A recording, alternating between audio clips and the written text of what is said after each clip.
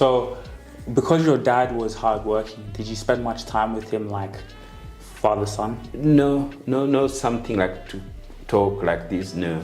Yeah, busy his business, come to his business, you come home, you eat, you sleep. There's nothing else. There's a driver who took you to school, there's nothing.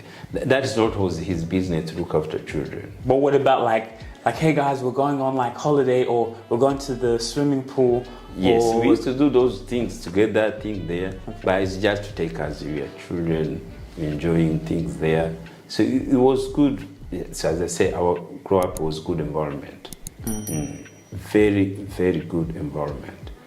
Without any issues there, without issues schools, without issues anything there. The environment was so good. What are some characters that stood out to you about him? Like, you know, you're growing up, as you get older, what were some things that you stood out that were like, oh wow, he does this? Or yes, he was passionate about his business. Passionate? Yes, passionate. And he took that, he never deviated to, he could do small things there, but he took that spare parts as his business. He was passionate about it.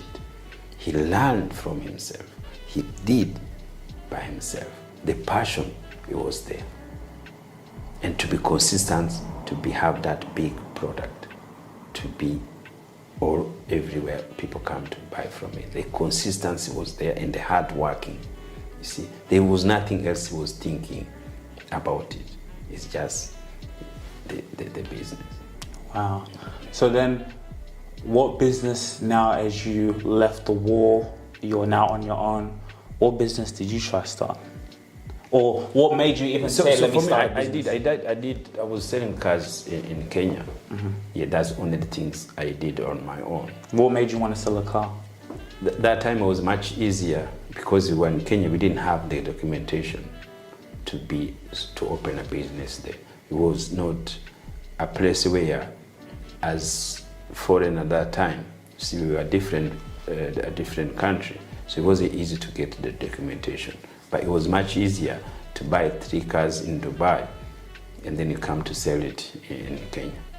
To make profit, you go buy more cars there. And then also could have like a small transport, which is also been doing it. So like you buy a minivan, and then you sell, you transport people. So that's one of the main things when we were in Kenya with my mom, that was I was doing. So that we used to have found like 5-10 cars there. So go to Dubai, bring them, and then sell them to Nairobi.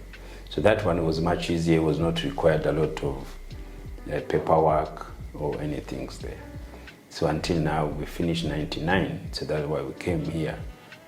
The mind of business things goes away or something like that. You just come here to work. See, because also don't come with that mind to remember yourself where you're coming from. See, that times I could figure out that. See, but now I figure out as I grow.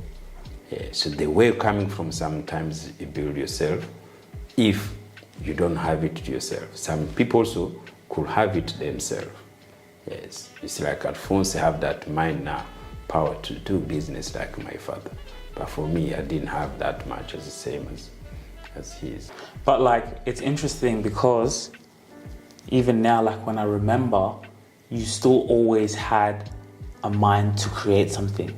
I think with you, it was just more maybe the consistency in applying that. But like you always set the foundations. You know, for example, like even when I was younger, I still remember it now, you used to teach me about stocks.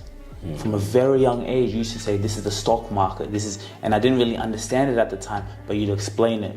Or you look up at the board and say, look, this is what we want to do, this is what we want to do. Those boards still from and this is when I was 6, 7, 8. That's how now what called mind of entrepreneur.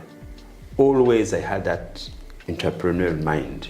So even to work in Australia, always I work with my own name business. See, that entrepreneurial mind, everything I do, even we're in Australia, is just self-employed mind. Entrepreneur mind always have been there. So you see it when we're in Rwanda. You see it in small offices there. See, that is why wherever I move, I have to have a small office, because he carried that memory to see my father always sitting in that his own office. See, wherever I move, I have to have my own office, thinking the entrepreneurial thing. So that's why those investing in stocks, it had to be that ideas. And we created it since Rome, where we have been here. We can have it now, even in Kenya now there. See, sometimes even though you could be working, but the entrepreneurial mind always is still there.